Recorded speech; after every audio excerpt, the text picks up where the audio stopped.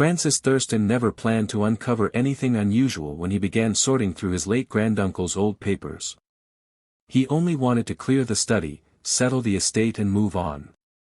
But on the first night, while going through dusty files, he found a small locked box wrapped in a cracked leather strip. The lock looked fragile, almost ready to fall apart. He forced it open with a letter opener, and inside was a stack of notes tied together with an old ribbon. The handwriting was shaky but still sharp enough to follow.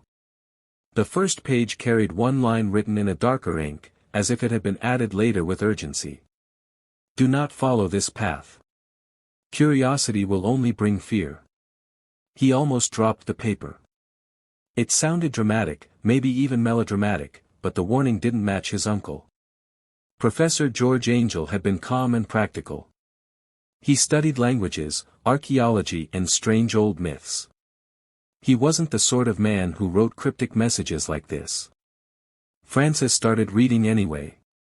The notes began with the professor describing a young sculptor named Henry Wilcox who had visited him in March 1925. Wilcox brought a clay tablet the size of a book. On it was a symbol that didn't look like any language Francis knew. A shape like an octopus head, long curling tendrils, and lines that almost formed words. Wilcox claimed he didn't design it from imagination. It came from his dreams. The professor had written that he dismissed Wilcox at first. Artists had strange dreams. But something about the tablet bothered him. The design felt familiar, as if he had seen it somewhere in his earlier research. That night the professor pulled out his catalogue of ancient carvings from all over the world. What he found unsettled him. The patterns weren't the same, but the resemblance was too close to ignore. Symbols from Pacific islands, from unknown ruins, from sailors' tales. All showing vague versions of the same shape, a monstrous head with tentacles or arms that twisted. A group of scattered sources all hinted at the same word, though each culture pronounced it differently. The professor wrote it carefully, almost reluctantly, as if writing the name itself was a mistake. Francis felt a chill even before he sounded it out. Cthulhu. The note said the name wasn't meant for human tongues. It was old, far older than any civilization. Some islanders whispered it during storms. A few ancient tablets scratched out its rough form. The professor believed the creature was worshipped by small secret groups around the world, not because they loved it but because they feared the consequences of ignoring it. As Francis turned the page, the story shifted from Wilcox to a man named Inspector Legrasse from New Orleans. The professor had met him long ago at an archaeology conference. Legrasse had brought a strange idol made of dark greenish stone. It was about a foot tall, heavy and oddly cold. The sculpture showed a crouched creature with wings folded against its back, a bulbous head and tentacles flowing down like roots. Francis imagined it and felt a subtle discomfort, as if the shape shouldn't exist in this world at all. The professor's notes explained that Legrasse seized the idol during a police raid on a remote swamp cult in Louisiana. The cultists gathered at night, chanting around fires and performing rituals that frightened the locals. When police arrived, they found human victims and the strange idol placed at the center of everything. The cultists claimed they followed the Great Old One, who slept beneath the ocean. They said he communicated through dreams, calling to those who were sensitive or unstable. They repeated the same chant Wilcox had whispered in his fever. Francis recognized the phonetic lines immediately. Seeing them again made his stomach tighten. When Legrasse questioned the cultists, they spoke of a city lost under the water. A place with impossible angles and walls so huge they looked like mountains. They said they. Francis expected the next set of pages to calm down into academic notes again, but instead the handwriting changed. It looked rushed and uneven, as if the professor wrote while frightened. The tone shifted from research to something closer to a warning. The professor described receiving a letter from a Norwegian sailor named Gustav Johansen. At first, Francis didn't understand the connection, but as he read, it became clear why this letter shook the professor so much. Johansen had survived something at sea that no one could explain. The letter came with a folded newspaper clipping about a ship called the Emma. The Emma had encountered another boat in the South Pacific under strange circumstances.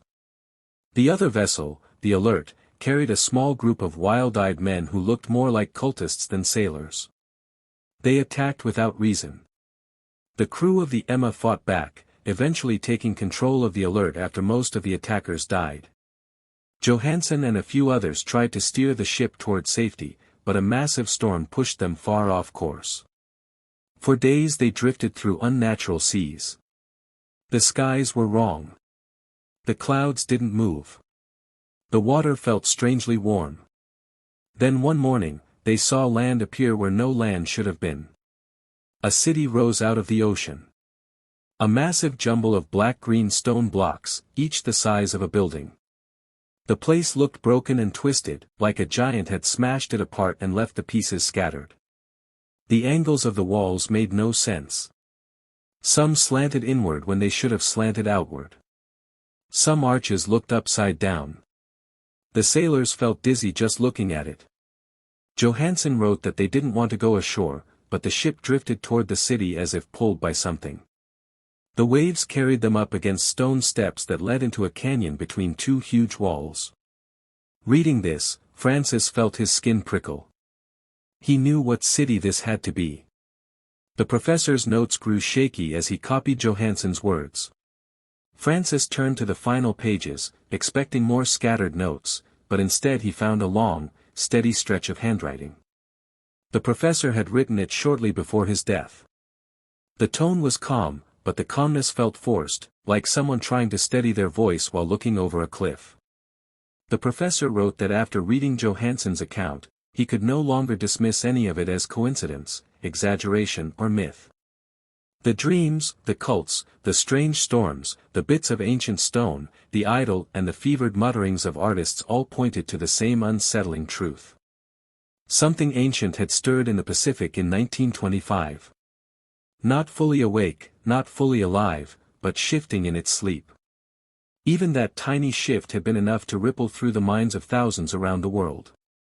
Sensitive people like Wilcox felt it as nightmares. Cultists celebrated it. Sailors wandered into impossible storms.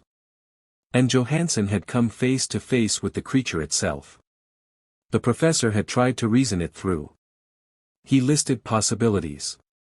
Maybe the city had risen briefly from the ocean due to a volcanic eruption. Maybe the creature was some kind of unknown deep-sea life form. Maybe stress and fear made witnesses exaggerate. But each explanation fell apart the moment he compared it to the evidence. There was too much consistency, too many overlapping details from people who had never met, never spoken and never would. Francis noticed his uncle's handwriting slow down toward the middle of the final part. The professor described a night when he woke suddenly, heart racing, as if someone had called him from far away.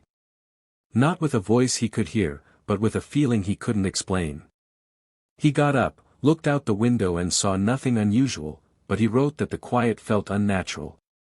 He sat in his study until dawn, unable to sleep again.